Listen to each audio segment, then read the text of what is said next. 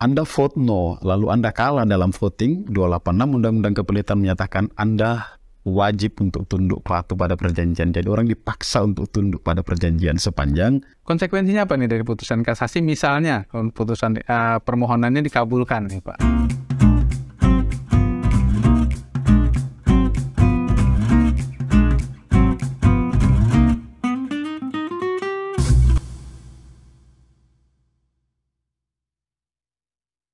Ini Pak Imran, tadi kalau dengan kondisi yang tadi saya bisa melihat ada kondisi di mana sebetulnya debitur itu bisa memaksa.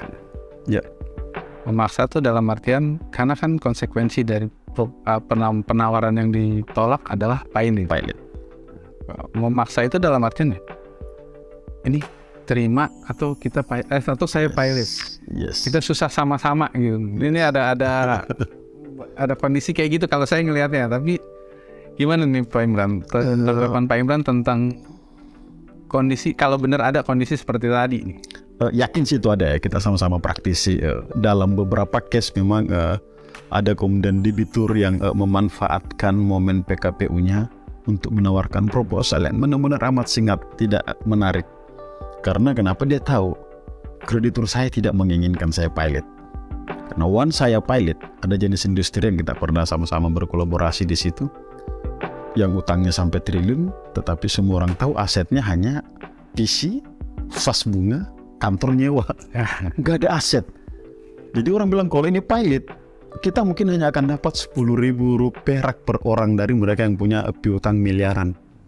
Akhirnya ya tidak ada pilihan, mereka harus menerima proposal perdamaian yang memang amat sangat merugikan dia kasarannya, tetapi daripada pilot lebih baik. Nah, ini yang kita harus edukasi juga kepada para debitur, please fair lah dalam menawarkan proposal perdamaian. Jangan karena kalian membaca kondisi psikologi para kreditur takut kalau sampai Anda pilot lalu Anda memanfaatkan momen itu. Kecuali memang kalau inilah yang maksimal, yang realistis yang bisa kami tawarkan, lalu kemudian kreditur tetap ngotot minta lebih, dalam kondisi demikian kita boleh sampaikan, ya udah terserah deh kalian terima syukur, enggak ya udah saya pilot, tidak ada masalah. Karena daripada saya mengikuti keinginan kreditur, sudah pasti saya akan pilot. Mending saya tawarkan ini, kalian terima syukur, enggak ya apa boleh buat, karena saya terima punya kalian pilot, enggak saya terima juga saya akan pilot, udahlah pilot sekarang aja lah kan gitu. Nah jadi benar kita hanya berharap please debitur jangan memanfaatkan PKPU untuk merugikan para kreditur hanya karena Anda tahu si krediturnya takut kalau sampai Anda pilot. Tapi apakah ada demikian? Pengalaman kami dalam praktek, yes, ada debitur yang memanfaatkan momen PKPU-nya karena tahu persis kreditur takut kalau dia pilot. Paham itunya. Step-step berikutnya dari tadi setelah proposal, mana proposal itu ditawarkan. Ini secara formal, berarti kan setelah proposal itu diterima, yang harus dilakukan berarti kan adalah melakukan pengikatan antara kreditur dengan debitor. Ini seperti apa nih mekanismenya Pak Imran? Pengikatan tersebut sehingga seperti yang Pak Imran bilang bahwa ini daripada mereka membuat akta notaril gitu kan, lebih baik ini buat proses mekanisme PKPU biar mengikat untuk semuanya.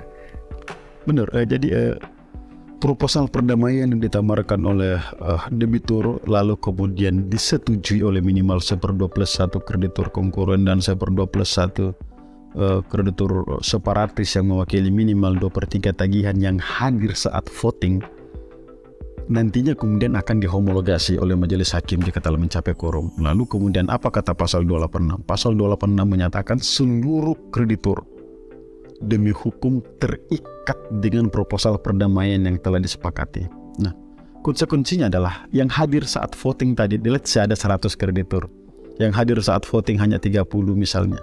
Jadi sekalipun 30 yang ikut voting lalu 16 suara menyetujui, persetujuan dari 16 suara ini demi hukum mengikat kepada seluruh 100. Nah itulah kekuatan mengikatnya karena diikat oleh 286 Undang-Undang Kepelitan bahwa demi hukum seluruh kreditur terikat atas composition plan yang telah disahkan. Akibat hukumnya adalah kalau nanti debitur sampai one prestasi menjalankan kewajibannya yang telah disahkan oleh pengadilan, lalu ada satu orang kreditur saja datang ke pengadilan menyatakan keberatannya, meminta supaya dibatalkan proposal perdamaian yang telah disahkan, dan dia bisa membuktikan dalam persidangan yang khusus untuk itu, maka debitur akan langsung dinyatakan berada dalam keadaan pilot, dan kepailitan akibat pembatalan composition plan yang telah disahkan langsung dinyatakan insolvensi, langsung dieksekusi seluruh harta kekayaannya. Nah, ini yang saya sampaikan tadi, daripada menggugat akta notaril yang masih ada banding, masih ada kasasi, masih bisa PK, bahkan ketika sudah mau dieksekusi, eksekusinya masih bisa diajukan perlawanan. Nah, kalau ini tidak ada lagi. Begitu sudah ditandatangani kesepakatan perdamaian di kepelitan, telah dihomologasi, uang prestasi, dimohonkan ke pengadilan, langsung dinyatakan pilot, selesai, langsung dieksekusi asetnya. Nah, kenapa makanya benar langkah kreditur kalau memohonkan orang PKPU dalam rangka untuk memastikan ada satu perjanjian perdamaian yang akan mengikat dengan tegas si debitur nantinya. Demikian Mas Cesar.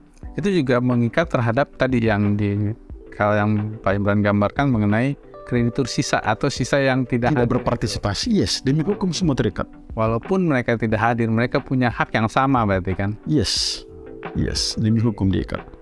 Itulah sebetulnya poin-poin juga, salah satu poin tambahan yang bisa memberikan keuntungan kepada kreditor ya untuk mengejar tanggung jawab dari debitur. Ya. Terkait itu tadi Mbak Imran mungkin udah cerita tentang apa konsekuensi tidak dijalankannya si proposal perdamaian. Itu sorry Pak Imran, mungkin biar agak lebih jelas ke teman-teman yang nonton ini, proposal atau perjanjian Pak Imran. Yes, pertama yang dibahas adalah proposal perdamaian. Itulah proposal sebelum di voting. Itu adalah proposal perdamaian yang ditawarkan kepada para pihak, lalu kemudian dibahas. Begitu disetujui, maka itu berubah menjadi perjanjian perdamaian. Perjanjian perdamaian inilah yang kemudian akan disahkan atau dihomologasi oleh majelis hakim. Para pihak bertanda tangan nggak semua. Ada dua praktek, ada dua cara dalam praktek. Ada yang benar-benar seluruh kreditur itu di list bertanda tangan. Ada yang tidak perlu bertanda tangan, cukup si pengurusnya, cukup hakim pengawasnya, dan panitera di situ yang bertanda tangan. Kemudian melampirkan absensi dari kreditur yang hadir saat voting. Karena Anda bisa bayangkan kalau seperti kasus yang pernah kami tangani, ada 15.000 kreditur, nggak mungkin 15.000 krediturnya ini kita minta tanda tangannya.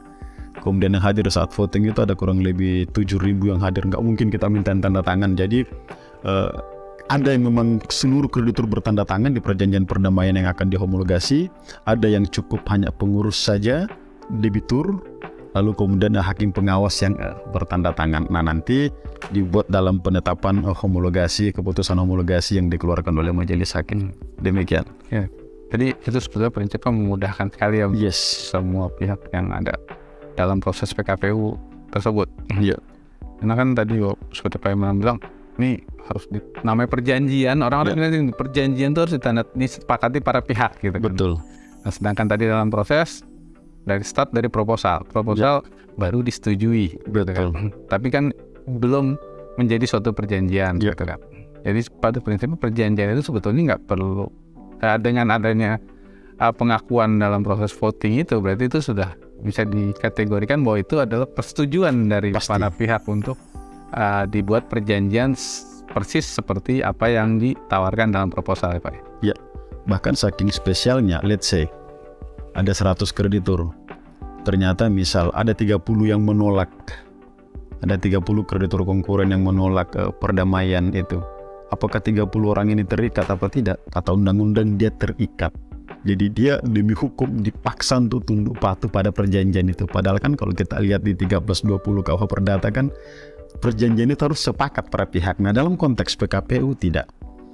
Anda vote no, lalu Anda kalah dalam voting, 286 Undang-Undang Kepelitan menyatakan Anda wajib untuk tunduk patuh pada perjanjian. Jadi orang dipaksa untuk tunduk pada perjanjian sepanjang proposal itu telah memenuhi syarat untuk disahkannya, disupport oleh 1/21 kreditur konkuren dan separatis yang mewakili minimal 2/3 tagihan dari kreditur yang hadir saat voting. Jadi ya bagi mereka yang menolak ya ada pemaksaan oleh undang-undang untuk tunduk patuh pada perjanjian itu. Ya, ini terkait mungkin terkait ke pemaksaan tadi yang ini kan terlihat terlihat tidak adil pastinya. Ya kan, karena orang dipaksa untuk berikat dalam ini. Undang-undang ada nggak terkait orang-orang yang merasa diperlakukan tidak adil tersebut, atau ada suatu upaya hukumkah terkait kondisi tadi bahwa ini saya nggak setuju nih nggak ini? Yes. Bagi mereka yang menolak proposal perdamaian, setelah disahkan oleh majelis hakim dapat mengajukan perlawanan dengan kasasi ke Mahkamah Agung. Upaya hukum. Anda bisa upaya hukum ke Mahkamah Agung. Tetapi kayaknya hampir 99% ditolak ya. Sepanjang proposal perdamaian di awal itu sudah memenuhi syarat, mendapat dukungan 1/2+1 konkuren dan separatis, biasanya agak susah untuk diterima kasasinya di Mahkamah Agung, kecuali konkuren mensupport dia memenuhi quorum, tapi separatis tidak memenuhi quorum dan pengadilan mengesahkan. Nah, ini yang potensi kalau ada kasasi bisa diterima oleh Mahkamah Agung. Tetapi kalau dua-duanya sudah memenuhi syarat yang diatur dalam undang-undang lalu diajukan kasasi, sepemahaman kami rata-rata ditolak ya. Tetapi kalau pertanyaan Mas Cesar, ada nggak upaya hukum? Yes, ada. Mereka boleh kasasi ke Mahkamah Agung.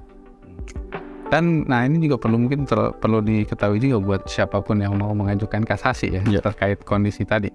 Konsekuensinya apa nih dari putusan kasasi? Misalnya putusan permohonannya dikabulkan nih Pak, dia menjadi pilot kemudian.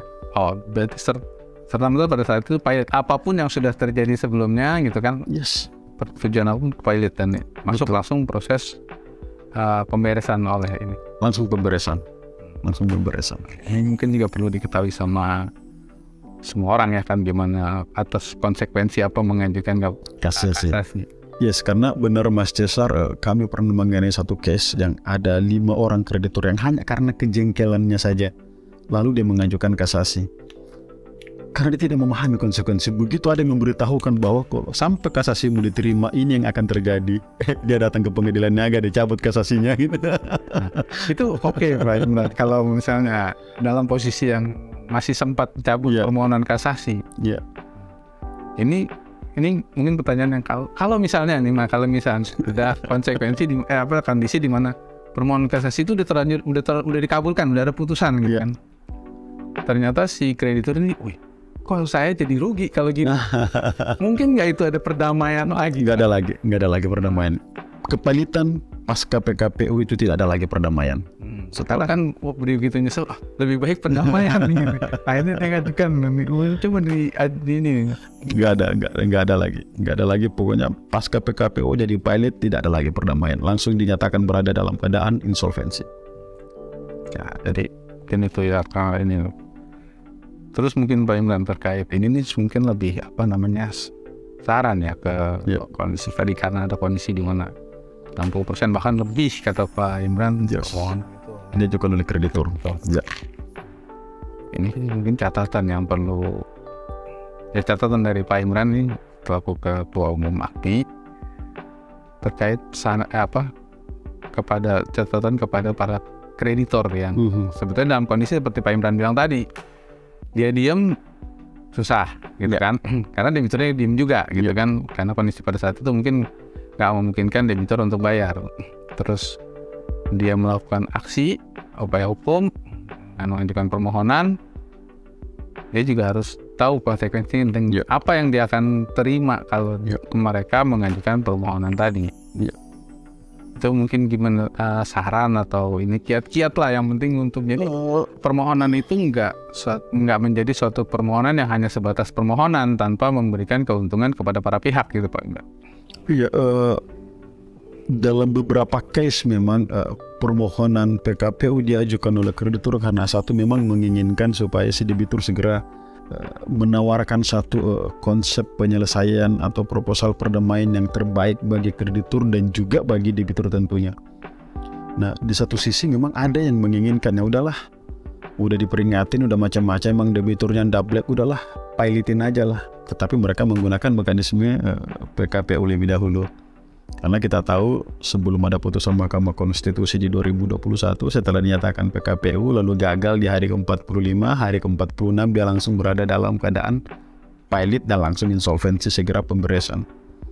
Nah, tapi pasca putusan Mahkamah Konstitusi kan sekarang dimungkinkan tuh debitur kalau dimohonkan oleh kreditur untuk mengajukan kasasi nantinya. Jadi benar-benar kreditur ketika akan memohonkan debitur pilot, dia harus memahami satu, bahwa dia harus bersedia menerima penawaran pembayaran sebagian dari rencana yang mungkin akan ditawarkan oleh debitur. Jadi jangan pernah berpikir memohonkan PKPU debitur dengan harapan debitur membayar saya penuh. Nah itu yang harus, kalau kreditur sudah berpikir minta dibayar penuh, terus ngapain Anda minta orang bayar PKPU? Berarti memang sudah ada etikat buruk Anda sudah datang ke pengadilan please kasih dia penundaan untuk bayar utang kepada saya. Lalu orang benar-benar menunda, orang minta diskon, Anda tidak mau menyetujui. Ini kan aneh, berarti dari awal kreditur ini punya etikat buruk. So, para kreditur kalau ingin mengajukan suatu permohonan PKPU ke pengadilan, pastikan bahwa Anda sudah siap dengan konsekuensi. Akan ada permintaan grace period mungkin, akan ada permintaan haircut mungkin, akan ada permintaan pembayaran sebagian mungkin atas seluruh kewajiban-kewajibannya. Kalau Anda tidak siap dengan tawaran, ya jangan mohonkan PKPU, langsung mohonkan pilot aja gitu.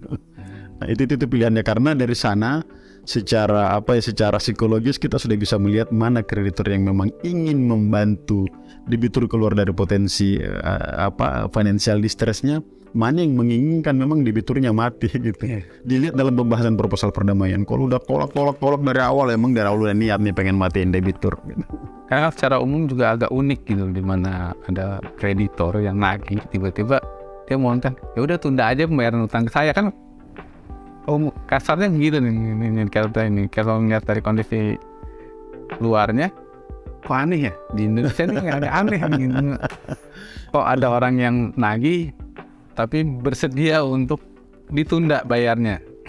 Keanehan itu baru muncul 8 tahun belakangan. Dari zaman Belanda 1906 Faillissement Verordening sampai dengan tahun 2004, PKPU itu hanya miliknya si debitur pribadi. Ya benar kata Mas Cesar tadi, kok aneh ada kreditur punya piutang malah datang ke pengadilan minta pengadilan perintahkan debitur untuk jangan dulu bayar utangnya kepada saya, kan logikanya nggak nyambung. Iya. Nah memang kita nggak ngerti apa yang terjadi pada saat perubahan undang-undang di tahun 2004, kok tiba-tiba kreditur diberikan kewenangan mengajukan PKPU. Ini hal yang aneh gitu. Berarti untuk yang Perpu sebetulnya nggak ada. Faillissement Verordening, Perpu 198, Undang-Undang Nomor 498, PKPU itu totali hanya miliknya si debitur. Kreditur kalau marah, jengkel, nggak dibayar utangnya, udah mohonkan pilot, nggak bisa mohon PKPU. Nah, kemudian di 2004 masuklah 222 ayat 3 ini, bahwa kreditur juga boleh mengajukan permohonan PKPU. Yang kalau kita berdiskusi dengan perancang undang-undang, menurut mereka saat itu nggak ada di draft seperti itu. Nggak ada, entah kenapa ketika pembahasannya kok tiba-tiba muncul ayat 3 itu. Nah, saat ini sedang disusun RUU Kepalitan untuk rencana perubahan. Kebetulan di 2018 kami sudah selesai melaksanakan pekerjaan menyusun naskah akademiknya dengan tim yang dibentuk oleh BPHN dari Kemenkumham RI saat itu. Nah, ada usulan memang di sana kembali untuk mengembalikan bahwa PKPU itu hanya menjadi domainnya debitur. Nah, tapi supaya fair, ini tidak mendahului RUU yang sedang disusun, ada kemudian ide bahwa jika PKPU hanya miliknya si debitur, maka please permohonan kepalitan yang diajukan oleh kreditur tidak boleh dijawab dengan PKPU oleh si debitur. Sekarang kan seperti itu konsepnya. Ketika dia dimohonkan pilot, maka dia boleh jawab PKPU. Kan enak banget di debitur. Dia mohonkan pilot, dia jawab PKPU. Mau dimohonkan PKPU nggak boleh, karena hanya debitur tok yang boleh memohonkan PKPU. Maka yes, supaya fair, ketika kreditur memohonkan pilot, debitur nggak boleh jawab dengan PKPU. Dengan demikian konsekuensinya PKPU hanya miliknya si debitur. Nah, ini masih tahap diskusi. Kita belum mengambil sikap final juga atas kondisi ini, karena masih terus berbagai pertimbangan yang akan menjadi bahan nanti. Apakah memang bagusnya seperti itu atau seperti undang-undang saat ini, atau kita kembalikan saja ke kondisi Faillissement Verordening sampai Undang-Undang Nomor 498 sampai tahun 2004 itu kan memang hanya miliknya debitur. Ya, tapi cukup fair juga mungkin kalau pendapat seperti itu tadi Pak. Ya. Pada saat emang nggak fair kalau pada saat diperbolehkan debitur mengajukan permohonan PKPU pada saat dia dimohonkan pilot. Padahal kan di dalam aturan tentang kepilotan juga diatur tentang mekanisme perdamaian. Betul. Jadi ada mekanisme yang bisa ditawarkan oleh debitur biar proses kepailitan itu berakhir dengan perdamaian. Betul sekali. Minta grace period sekian tahun, minta diskon sekian tahun, minta pokoknya banyak banget permintaannya yang amat sangat menguntungkan debitur. Peran penting dari pengurus itu bisa meyakinkan majelis hakim untuk menilai hal-hal yang tadi mungkin secara formil hal-hal seperti itu nggak bisa keluar ya Pak Imran.